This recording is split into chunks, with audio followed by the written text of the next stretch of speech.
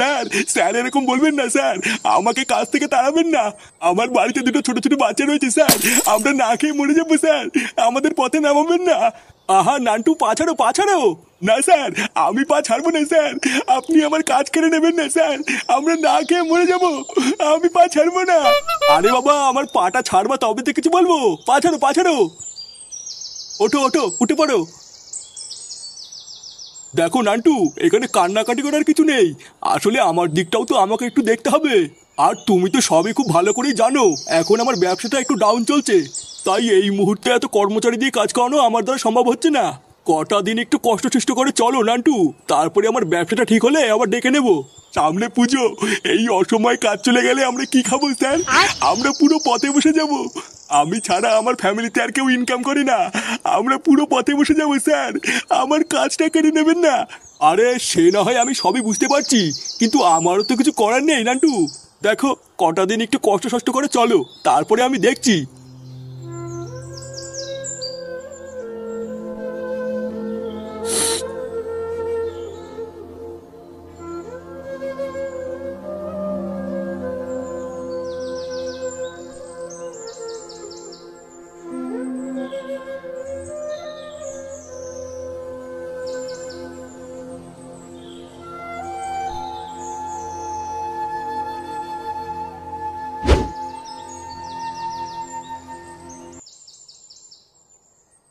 ও ঠাকুমা, দাদু আইতে। হ্যাঁ গো, তুমি এত তাড়াতাড়ি চলে আসলে কেন? কাজে যাওনি? আর কাজ গগিন্নি, কাজ থাকলে তো কাজে যাবো। এইসব কি উল্টো পাল্টা কথা বলছো তুমি? কাজ থাকলে যাবা মানে?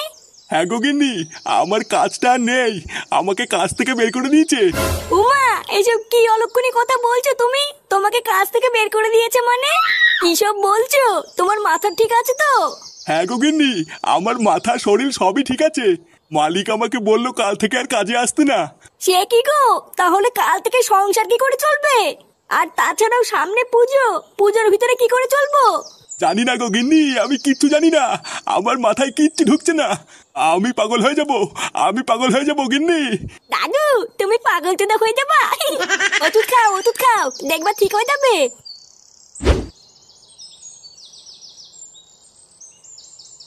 আরে কি ব্যাপার ফুটো, হঠাৎ এদিকে? এই লেওরা আসলাম একটু ঘুরতে ঘুরতে, তাই ভাবলাম এইদিকেই যখন যাচ্ছি, যাওয়ার সময় এক বোতল মাল নিয়ে যাই। বাহ, ভালো করেছে ফুটো, মাঝে মধ্যে এইদিকে একটু আসবা। হ্যাঁ মারা, তা তো আসবোই। তা বলো ফুটো, কয় বোতল মাল দেবো? ও বেশি না, আপাতত এক বোতল মাল দে, আর খাতায় লিখে রাখ, পরে দিয়ে দেবো। বাকি? না না, তোমাকে আর বাকিতে মাল দেবো না। লেওরা বাকি নিতে নিতে তোমার 1600 টাকা বাকি হয়ে গেছে, তাই তোমাকে আর বাকি দেওয়া যাবে না, আগে টাকা ফেলো তারপরে মাল দেবো। নে লেওরা, বললাম তো খাতায় লিখে রাখ, পরে দিয়ে দেবো। ভোদার বাল এমন করছিস, আমি কি তোর টাকা মেরে দেবো নাকি? আরে না ফুটো, তোমার উপরে আর ভরসা নেই, খাতায় তোমার বাকি লিখতে লিখতে খাতার পেজ ফুরিয়ে গেছে, তাও এখনো আমি একানেও পাইনি, তাই তোমাকে আর বাকি দেবো না, আগে টাকা ফেলো তারপরে মাল পাবা। তাহলে এবার কি দাঁড়ালো, তুই আর আমাকে ধারে মাল দিবি না, তাই তো? আরে না না, তোমাকে আর ধারে মাল দেবো না, আগে টাকা ফেলো। দাঁড়া শান্তি ছেলে, আমি টাকা নিয়ে আসছি, তারপর দাঁড়া, তোর আর তোর দোকান দুটোরই কপাল মারছি।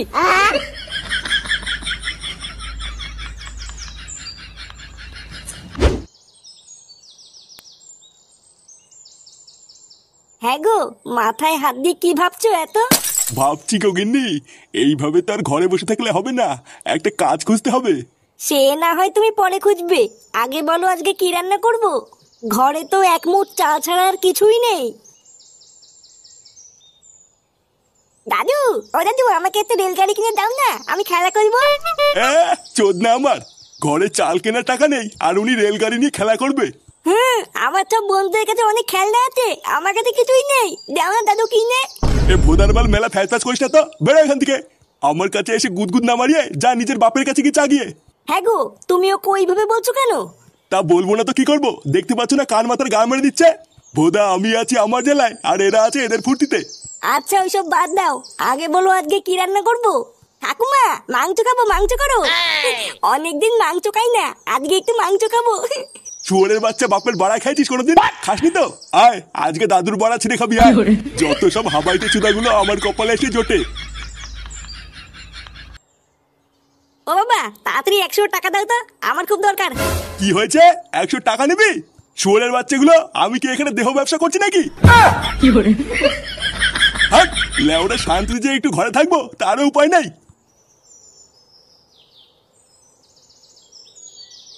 হ্যাঁ রে ল্যাংচা, শুনলাম তোর বাপের নাকি শরীরটা খারাপ। হ্যাঁ গো পল্টুদা, কয়দিন ধরে বাবার শরীরটা খুব খারাপ, ঠিক মতন এখন আর কাজও করতে পারে না। কেন রে, পঙ্গুচুদা হয়ে গেছে নাকি? শোন ফটকে, আমার বাবাকে নিয়ে কিন্তু একদম উল্টোপাল্টা কথা বলবি না। নে লেওরা, আমি আবার কখন উল্টোপাল্টা কথা বললাম? ফটকে, কেন ফালতুর পিছনে লাগছিস? হ্যাঁ তারপরে বল ল্যাংচা, তোর বাবা এখন কেমন আছে? কেমন আবার থাকবে, খুব একটা ভালো নেই গো পল্টুদা। তারপরে আবার বাড়ির অবস্থা ভালো না, টাকা পয়সাও নেই। আমি তো ঠিক করেই নিয়েছি, এবার একটা কাজে ঢুকে যাব। হ্যাঁ এটা তুই ভালো বলেছিস, আমাকেও লেওড়া একটা কাজে ঢুকতে হবে। এইভাবে আর হচ্ছে না, চোদনা বয়সও তো হচ্ছে, বাপের কাছ থেকে এবার কয়দিন বিড়ির টাকা চেয়ে খাবো। কিরে ফুটো, কোথায় গেছিলি? আর বাড়া কোথায় আর যাবো, গাল মারতে মারতে এখানেই আসলাম। না সে ঠিক আছে, কিন্তু ভোদার বাল তুই এত খোঁচে আছিস কেন? আর বলিস না তো, লেওরা একটু মাল খাওয়ার জন্য ঝন্টুর দোকানে মাল আনতে গেছিলাম। আর চুদির ভাইটা বলে কিনা বাকিতে মাল দেবে না। বাড়িতে গিয়ে বাপের কাছে 100টা টাকা চাইলাম, বাপও ভোদা দিল না। 100টা টাকা যদি হাতে থাকতো না, ওই ঝন্টু গুদমানের মুখে ছুঁড়ে মারতাম। বল্টু, মাল বলতে মনে পড়লো, বহুদিন মাল খাই না, চল আজকে একটু বসি। বলছিস? হ্যাঁ গো পল্টুদা, চলো আজকে সন্ধ্যাবেলা একটু মাল নিয়ে বসি। আরে বাবা, বললাম তো এখানে কোনো কাজ নেই। এই অবেলা করে মাথা খাঁচাবেন না, তা যান এখান থেকে যান। খুব বিপদে পড়েছি দাদা, আমার এই মুহূর্তে একটা কাজের খুবই দরকার। বাড়িতে দুটো ছোট ছোট ছেলে মেয়ে আছে দাদা, খুব অভাবের ভিতরে পড়ে গেছি, একটা কাজের ব্যবস্থা করে দিন। আরে রাখুন তো আপনার অভাব, আপনাদের মতো লোকদের না ভালোভাবে চেনা আছে। আজকে অভাবের নাম করে একটা কাজ দেবেন, আর কালকে দোকান থেকে একটা দামি জিনিস চুরি করে পালাবেন। এইরকম কত দেখেছি, আপনি আর মানুষ চেনাবেন না। আসলে সত্যি কি জানেন, আপনাদের মতো লোকদের না অভাব যায় না মরলেও। আরে জানতো লেওরা, যান এখান থেকে, ধান্দার সময় ফ্যাস ফ্যাস করবেন না। লেওরা ধান্দার সময় যত সব আলমাল এসে জোটে।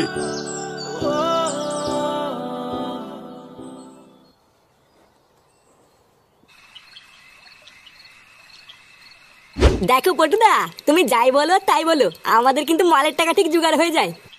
হ্যাঁ রে বড়া, তা যা বলেছিস। একটু আগে ভোদার বলে 1 প্যাকেট বিড়ি কিনারও টাকা ছিল না, আর এখন দেখ সামনের উপর দুটো বাংলা পড়ে আছে। দাঁত কেলেই মরে যাচ্ছে। লেওড়া তুই টাকা দিয়েছিস, চোদনা গাড় ফাটিয়ে আমরা মাল নিয়ে আসলাম, আর উনি দাঁত কেলেই মরে যাচ্ছে। কি বললি চুদের ভাই, আমি টাকা দিইনি বলে তুই এত বড় কথা বললি?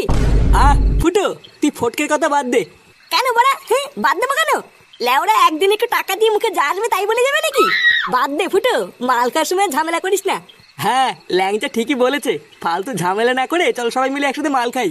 এমনিতেই অনেক রাত হয়ে গেছে, এর থেকে বেশি দেরি হয়ে গেলে কিন্তু আর বাড়িতে ঢুকতে দেবে না। হ্যাঁ পল্টুদা, ঠিকই বলেছো, নাও না শুরু করো।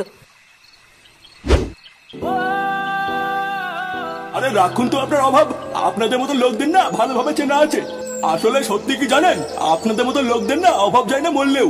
আরে জানতো লেওরা, যান এখান থেকে, ধান্দার সময় ফ্যাস ফ্যাস করবেন না। তুমি এখনো ঘুমাওনি?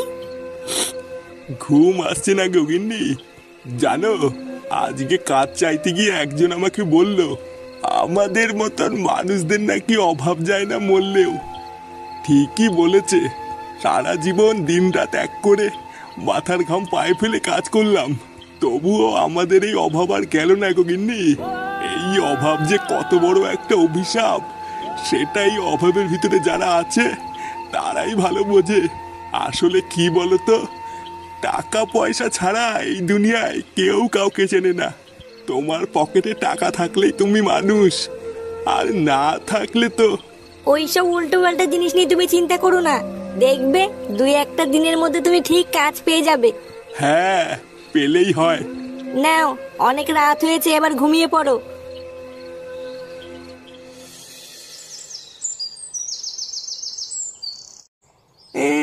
কাজ লাগবে? দেখুন, আমার হচ্ছে এই একটা ছোট দেশি মালের দোকান, এখন এইখানে আপনার করার মতন তো তেমন কোনো কাজই নেই। দেখো না বাবু, আমি ভীষণ বিপদে পড়েছি, আমি যে কোনো কাজ করতে রাজি আছি। যে কোনো কাজ? হ্যাঁ একটা কাজ আছে, তবে আপনি কি সেই কাজ করতে পারবেন? হ্যাঁ হ্যাঁ বাবু, আমি সব কাজ করতে পারবো, তুমি বলো না কি কাজ করতে হবে। না তেমন কোনো কঠিন কাজ না, মানে ওই মাতালটা মালকে দোকানের সামনে যে বোতলগুলো ফেলে দিয়ে যাবে, আপনি শুধু সেইগুলো পরিষ্কার করে রাখবেন। স্পষ্ট ভাষায় বলতে গেলে দোকানের সামনেটা একটু পরিষ্কার পরিচ্ছন্ন করে রাখবেন। হ্যাঁ হ্যাঁ বাবু, আমার কোনো সমস্যা নেই, আমি এই কাজ করতে রাজি। বাহ, তাহলে তো হয়ে গেল। আপনি আজ থেকে কাজ শুরু করে দিন। দোকানের সামনেটা পুরো পরিষ্কার পরিচ্ছন্ন করে রাখবেন, আমি আপনাকে রোজ 150 টাকা করে দেবো। আচ্ছা আচ্ছা বাবু, ঠিক আছে। তাহলে এখন যান, দোকানের পিছনে একটা কল আছে, ওইখান থেকে জল ভরে এনে সামনেটা একটু ছিটিয়ে দিন। হ্যাঁ বাবু, যাচ্ছি।